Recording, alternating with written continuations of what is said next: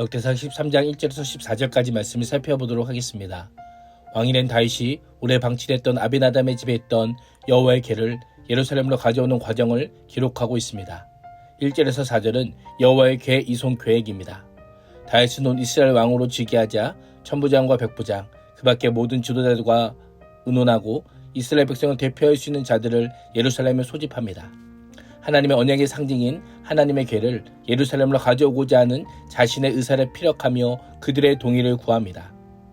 병행 본문인 사무엘하 6장에서는 다윗이 언약궤를 운반하는 모든 일을 단독으로 결정하고 수행했다는 인상을 줍니다. 그러나 역대기 저자는 언약궤를 예루살렘에 옮기는 일이 당연한 일임에도 불구하고 다윗이 일부 중심 세력들이나 측근들과만 의논하지 않고 모든 지도자들과 의논하는 모습에 주목하고 있습니다.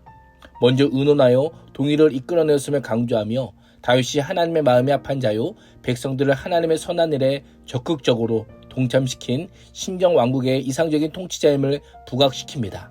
포로 후기 역대기 독자들에게 언약궤 예루살렘 안치 계획의 모든 백성의 대표가 동참했음을 알리며 다시 약속의 땅에 돌아와 하나님께서 다스린 나라를 재건하는 과업은 왕 단 한 사람만의 일이 아니라 하나님의 백성 모두의 이름을 가르치고 있습니다. 그래서 3절에서 다윗은 우리가 우리 하나님의 궤를 우리에게로 옮겨오자 라고 합니다. 실제로 옮겨지는 것은 하나님의 궤이지만 하나님의 언약을 상징하는 궤를 이스라엘의 중심이 예루살렘에 모시는 것은 이스라엘이 바로 하나님께서 통치하시는 백성이라고 하는 가시적인 증거가 됨을 언급하고 있습니다. 이를 위해 다윗은 마치 하나님께서 자신들 가운데로 직접 오시는 것처럼 묘사합니다. 왜 그토록 하나님의 궤를 옮기고자 하는 걸까요? 가장 큰 이유는 하나님께 묻기 위함입니다. 다윗은 이스라엘 초대 왕 사울이 멸망한 이유 중 하나는 사울이 하나님께 묻지 않고 오히려 하나님의 율법을 가증히 여겨 반드시 죽이라고 했던 신접한 여인에게 묻고 행했다는 것을 누구보다 더 잘 알고 있었습니다. 역대기 저자는 다윗이 왕이 된 후 행한 첫 번째 일을 하나님께 구하기 위해 언약궤를 옮기는 일로 묘사하며 다윗이 하나님 중심의 삶을 살았음을 강조하고 있습니다. 사울의 인생과 다윗의 인생, 결정적인 차이점은 구하는 대상이 달랐습니다. 하나님을 구했던 다윗과 신접한 여인을 구했던 사울이었습니다. 하나님을 구하느냐 구하지 않느냐가 그들의 인생은 물론 이스라엘의 흥망성쇠를 결정하였습니다. 오늘날도 마찬가지입니다. 하나님의 인생의 주인으로 모시고 하나님 중심으로 하나님을 구하느냐 아니면 내가 내 인생의 주인이 되어 내 뜻과 내 생각대로 사느냐가 인생의 성패를 결정함을 잊지 말아야 합니다. 5절에서 8절은 여호와의 궤 이송 진행입니다. 온 백성이 예루살렘으로 하나님의 궤를 옮기자는 다윗의 제안을 옳게 여겼으므로 온 회중이 그렇게 하겠다라고 대답합니다. 그러자 다윗은 하나님의 궤를 옮겨오려고 애굽의 시올 시내에서부터 하맛 어귀에 이르기까지 온 이스라엘을 불러 모았습니다.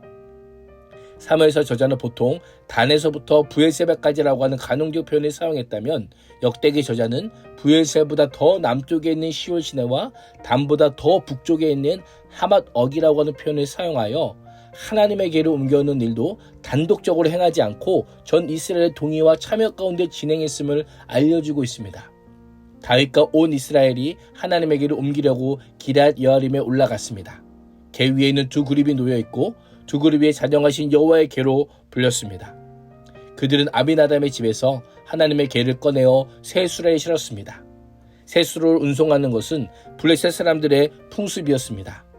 우사와 아요가 각각 궤 옆과 앞에서 수레를 몰았습니다. 다윗과 온 이스라엘은 있는 힘을 다해 노래하며 순금과 검은 거를 타고 소고와 지금과 나팔을 불면서 하나님 앞에서 기뻐하였습니다. 이들은 율법의 규례와 달리 궤를 옮기고 있는 자신들의 모습을 미처 깨닫지도 못한 채 그저 하나님의 궤가 예루살렘으로 옮겨지고 있다라고 하는 그 자체만으로 기뻐하는 어리석은 모습을 보이고 있습니다. 9절에서 12절은 여호와의 궤 이송 실패입니다. 다윗과 이스라엘은 하나님의 궤를 옮기면서 큰 기쁨의 예배를 드렸지만 중요한 실수를 범함으로 하나님의 심판이 임하게 되자 축제의 분위기는 순식간에 식어지고 맙니다. 다윗과 무리가 기돈의 타작마당에 이르렀을 때에 소들이 뛰어 궤가 떨어지려고 하자 우사가 손을 내밀어 궤를 붙들었던 것입니다. 우사가 궤를 붙잡는 순간 하나님의 거룩하심을 범한 죄로 인해 여호와께서 우사에게 진노하시고 그를 치심으로 그가 거기 하나님 앞에서 죽임을 당했습니다. 사무엘서는 웃사가 걔 옆에서 죽었다고 묘사하는 반면 역대기는 하나님 앞이라고 한 표현을 통해 그의 죽음이 하나님의 심판임을 강조하고 있습니다. 11절은 웃사를 대적하시는 여호와의 행동을 강조하는데요.